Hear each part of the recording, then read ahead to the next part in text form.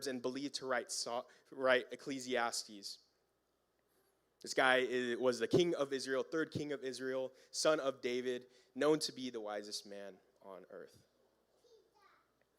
And ultimately what we're trying to do in this is what it looks like to, again, live a life with purpose through wisdom. See, one of the things that I've done whenever it's come to shepherding or pastoring is whenever people are downtrodden and they're hurting and they're in pain, I always like to acknowledge and make sure that we know what are the things that are not in our control, right? And I want us to validate, make sure we recognize there are a lot of things that are not in our control. How other people act, how other people react, right? We have things even as big as all of the atoms that are in this room right now that have to work together in order for us to not fall through the floor right now, right? All of these things that are not in our control. And it can get overwhelming trying to think of all those things that are not in our control and our circumstances beyond that. But with that, I think what's really beautiful is that there are some things that are in our control. There are few things that are in our control. And my question to that is, what if we saw those few things that are in our control as something that we can steward well? The things that we could do, how we react, how we act, the paths that we choose. What if we saw those as beautiful things that we could steward well ourselves? To rather focus on what we can't control, because there's too many things that we can't control. It'd be overwhelming to focus on those things. Instead, rather focus on the choices that we can make and the things that we can control. Because our faith in and of itself is not something that we do on autopilot. We put on autopilot, but we actively live out. So as I go through these sermon points, one of the things that I'm going to point out and I'm going to make an emphasis on is where in these points we can make a decision, or we can go towards either what Solomon is talking about in the good or the bad, the righteous or the unrighteous. Whether it's the decisions to go towards God and his way, pursuing wisdom, or to go our way. So, point one, first point, the most dangerous exchange.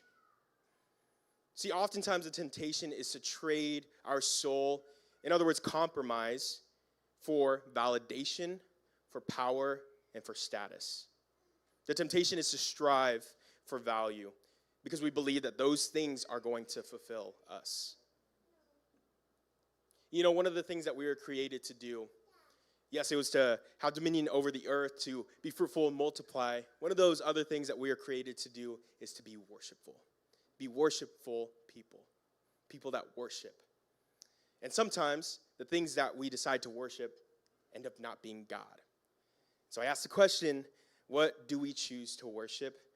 What are we going to chase after? And what are we searching for in them? My first piece of scripture, honestly, isn't even in Proverbs, but it's pretty close. It's Ecclesiastes 1, verse 2. You know, Ecclesiastes 1, verse 1 is just a little bit of an introduction. So Ecclesiastes 1, verse 2 is our first piece of content that we see in this book. And what the author says, who we believe to be Solomon, in Ecclesiastes 1, verse 2 says, meaningless, says the teacher, utterly meaningless. Everything is meaningless. Man, at first glance, you're like, man, it's kind of sad. You know, like, okay, everything's meaningless. Okay, what do I do with that? One of the beautiful things that we get in the fullness of the Bible is we get context. So we get to know the story of Solomon, the things that he strived for, the things that he went for. One of those things that he went for was the power and the money and the girls.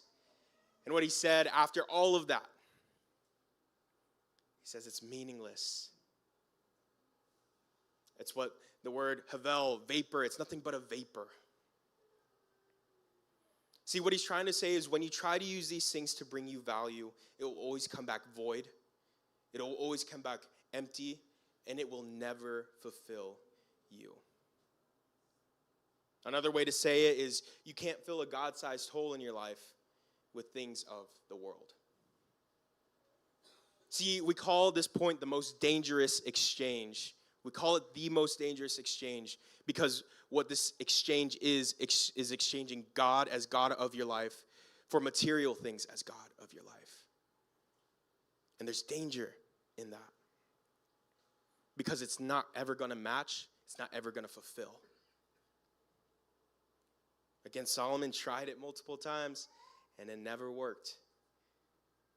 So much so that he wrote multiple chapters in Ecclesiastes about how much these things are meaningless. Another piece of scripture that we're going to go through is Proverbs 31, verse 30. Proverbs 31 is known to be that famous poem about what it looks like to be a woman of God. So for the next 20 minutes, I'm going to talk about what it looks like to be a woman of God. I'm just kidding. I'm not going to do that.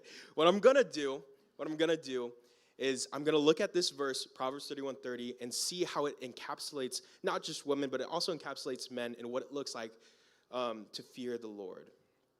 So Proverbs 31:30 says, "Charm is deceptive and beauty is fleeting, but a woman who fears the Lord is to be praised."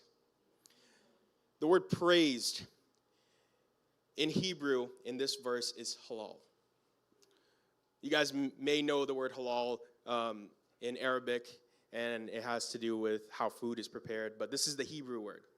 And the Hebrew word halal means to shine. So in other words, charm is deceptive and beauty is fleeting, but a woman who fears the Lord is going to shine. Is going to shine. And not because they look good, because remember, beauty is fleeting. But it's because they have a fear of the Lord, a reverence of the Lord, because they believe that God is God in their life. And another way that I see it is that charm, beauty, confidence, maybe even charisma, it can get you into the open doors. It can get you somewhere. But maybe, just maybe, those open doors that you can get from charm and beauty and charisma were doors that you were never meant to walk through.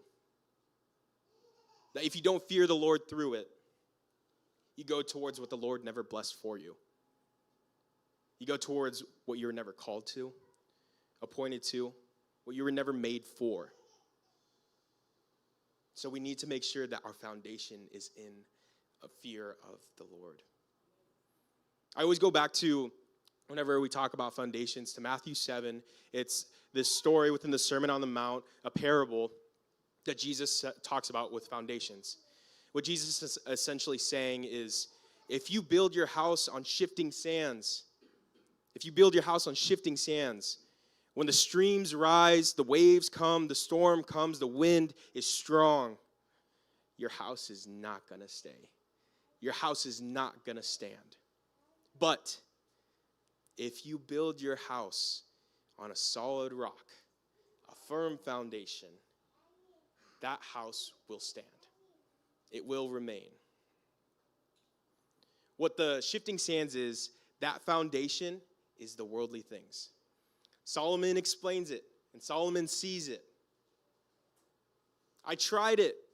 I tried to go towards the power. I tried to go towards the money. Tried to go towards the girls, and it never worked. What he's saying is, the one thing that I realized is that when the storms came, like that song from Foundation, it also goes back to Matthew 7. When the rain came and the wind blew, when all of it happened, all of the storm happened, those worldly things, the things that I built my foundation on, it didn't stand, didn't comfort me, didn't help me. Maybe it brought me temporary relief, but it did not bring me eternal comfort. But whenever we have our foundation as that solid rock, the fear of the Lord, that's going to remain. That's going to stay. So the choice, remember how I was talking about choice, the control that we have, the things that we can control. One of those things is our choice with this most dangerous exchange.